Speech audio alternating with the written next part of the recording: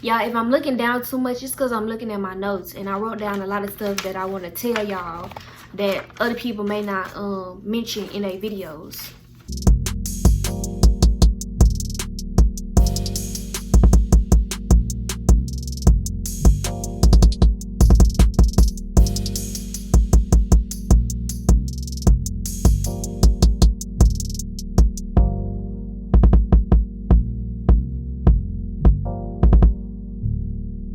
What's up, YouTube? It's your girl Tay, T-A-Y-Y-E. If you ever see that, this me, or T, 3 A's, 4 Y's, 5 E's, mostly. If you ever see that, this really me. But we're gonna go ahead and jump into part 2 of this 3-part series. And I know I've been having y'all waiting for 3 weeks, but I'm back. Before we jump right into this, we're gonna do a little recap of what we talked about in the first video. First video, we talked about your purpose, your why.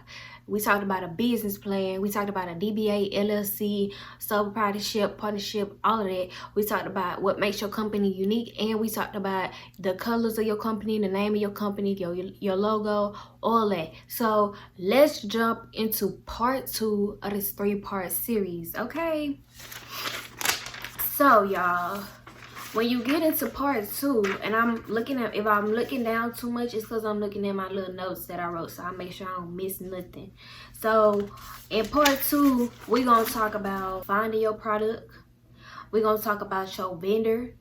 We're gonna talk about the pricing of your product. We're gonna talk about shipping, and we're gonna talk about what all your company is gonna sell. So there's another 5 things to add to your list, okay?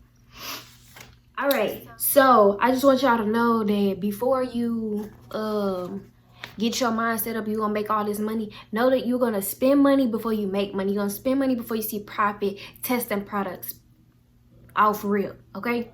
You're gonna spend money before you make money. You're gonna spend money before you see profit, and put that in your brain so that you don't go into it expecting this much and it's really this amount. You know what I mean?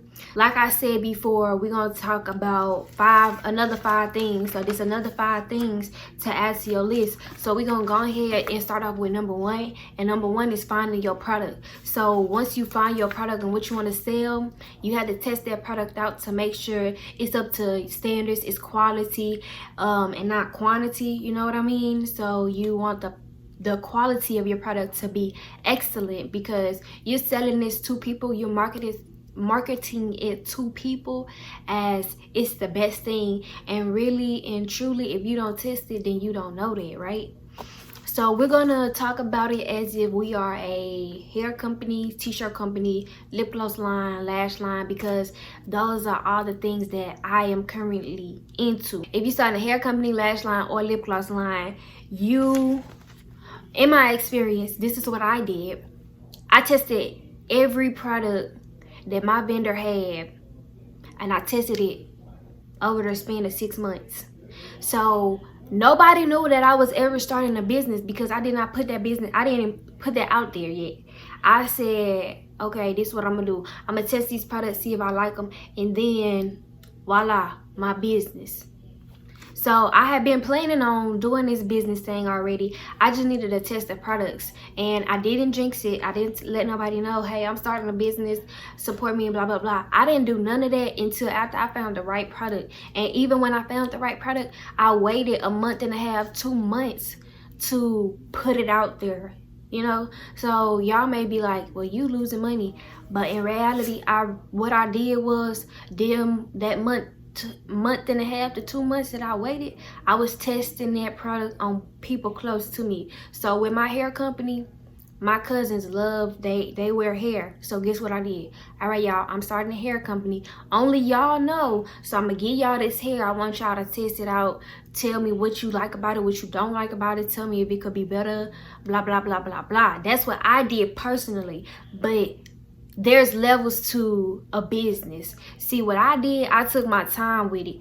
What other people do, they may not take their time with it, and the quality of their product may be trash. So now you like, this really trash. Like, this not a good product. This ain't no good hair. You did?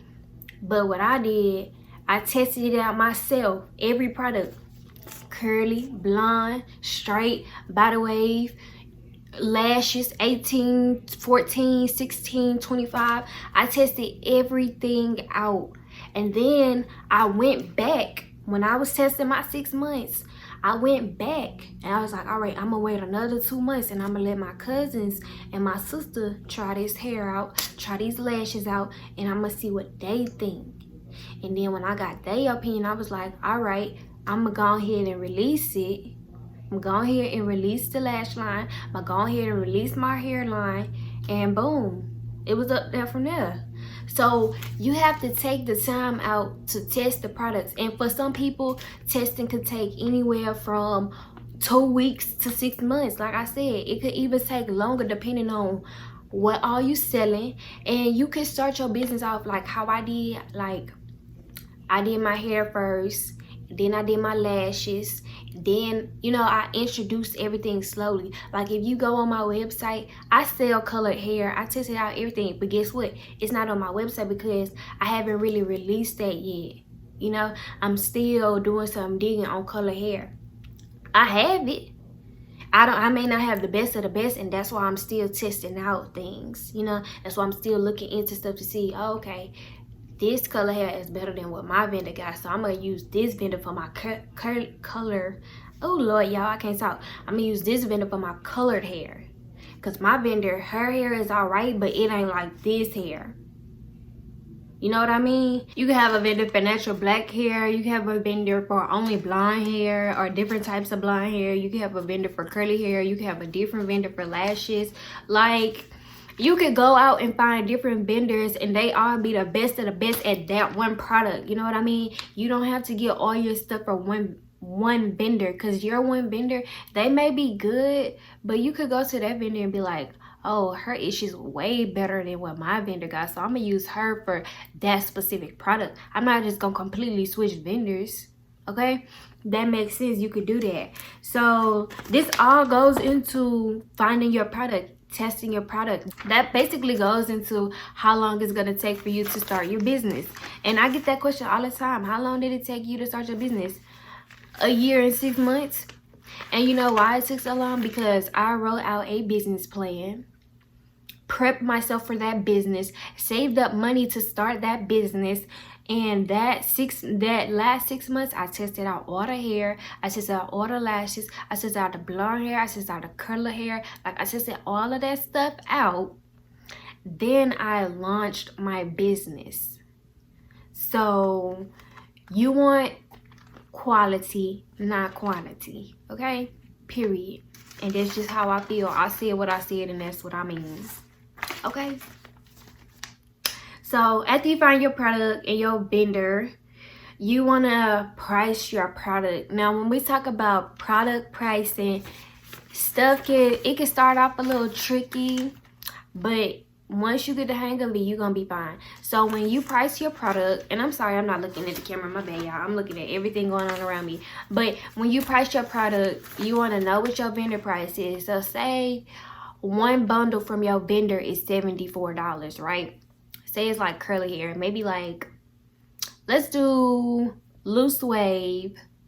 It's probably 24 inches. It could be, that's cheap. Not even gonna lie, that's cheap. So let's say maybe like 16 inches. It's $74. I think I said 74. I don't remember. It's $74, okay? So your bundle, excuse me. So your bundle is $74 just for that one bundle, right? And then you have to pay to get that shipped, right? So your shipping could be anywhere from, depending on where you get your hair from, what region you get your hair from, your shipping could be anywhere from $10 to $70 to $100. Shipping is expensive, period. Your bundle may be cheap, but that shipping is a, words that I can't say on here. That shipping is super expensive. So you have to think about that. So you have to include that in your pricing. Say your bundle is $74 and your shipping is $24, $25, right? So you paying that $74 to your vendor. Then you also paying that $24 to your vendor. That's about $94, right? Right. So your bundle is $74. Your shipping is $24. That's $94. So you're paying $94 to your vendor for one bundle, right? How much you gonna sell that bundle for? You paying $94 for it, but how much you selling that one bundle to your customer for? Like, now you need to think of it as business. How much profit do you want to make off that bundle? Do you want to make $50? Do you want to make $60? So now you have to add that profit. So at this point, after you then thought about it, you paying that $94 to your vendor. Now you need to think about, do this price include bundle wraps, hang tags, packaging? Does it include that? Because if not, now you need to add that in. Like, are you paying yourself? Are you making your own bundle wraps? Are you making your own hang tags? Like, if you're making these things yourself, some people will include that in their price and some people won't. It just depends on that person and how they are. When I say including the price, most vendors, they make bundle wraps and hang tags and they do packaging, but of course that's gonna cost extra. I don't get my things made by my vendor. I make them myself. I make my bundle wraps, I do my packaging, I make my hang tags, I do all of that myself. I don't do it with my vendor because they trying to charge me an arm and a leg. You know, I'm buying the hair, and my vendor works with me though. I'm not even gonna lie, she really works with me. So I'm not even gonna say they trying to charge an arm and a leg, but I know some companies that do try to charge an arm and a leg, not my vendor specifically. Some vendors do try to charge you an arm and a leg to put your logo and your pack, like do your stuff for you. So there are a lot of companies out there that you can go to and get your things made, and if you want to include that in your price, you can, because at the end of the day, the customer, if they want it, they gonna pay for it. Like, that's how you got to think of it. If people really want this hair, they gonna pay whatever price I'm asking for. They're not gonna question it. They gonna pay for it, you know. And not everybody needs to know, oh yeah, all of this goes into my pricing. Everybody don't need to know that, but it's business. I mean, most of us are in the same business. It just makes enough money to go around. Like, it's all the same. Like, most people price the same way, but that's just something you have to think about when you think about price and product pricing, when you think about shipping and all of that. So you just have to think like about all of that when you're thinking about product pricing. When you think about product pricing, when you think about shipping, you need to think about what all that includes. What all do that entail? Like, in my pricing, do that include bundle wraps, hang tags, packaging for the hair? Do that include shipping it to the customer? Do that include delivering it to the customer? There are things that you need to think about when you are pricing your products so that you can make all of your profit and you can make back what you spent and some. Let me say it like that. You can make back what you spent and some. Like me, with me doing my own packaging, me doing my own bundle wraps, me doing my own hang tags, I'm paying for that stuff. So when I send it out, they're like, oh, your presentation of your package is amazing. It looks good. And guess what? You get what you pay for. That's it, that's all. You get what you pay for. Period. Now that you figure all of that out, now you need to figure out what all is my company gonna sell. And when I say what all is my company gonna sell, I'm saying it as in, are these items that I'm selling going to sell to my customers? I'm not saying, oh, okay, my vendor got this, this, this, and this, so I'm gonna sell everything that she got. No, that's not really how a business works. You need to see what your audience is drawn to know what are the best products for you to sell. And that'll be the best way to make your money. That'll be the best way to see your profit. So you figured out, you found your vendor, you found your product, you've product priced, you've added in your shipping. So now I need to figure out what it is that I'm going to sell. Once I figure out what it is that I'm going to sell, that's it. That's the end of it all. I've got what I'm going to sell. Now, in part 3, we're going to talk about marketing your products, websites, and all of that. But guess what? You got to catch me in part 3 to get that tea, okay? We're going to reverse the train a little bit. And when I say testing your products, if you're doing hair, these are the steps you need to do to test hair. If it's straight hair, make sure the hair curls. Make sure the hair is bleachable. Make sure you can dye the hair. Make sure you can take the color out of the hair. You can do a burn test, and if it burns white or if it burns into ash, you'll know if it's human hair or not, or if it contains synthetic fibers. Other than that, that's how I tested my hair. I did the burn test, of course. If it turns white, it's not real. If it turns into ash, it's human hair.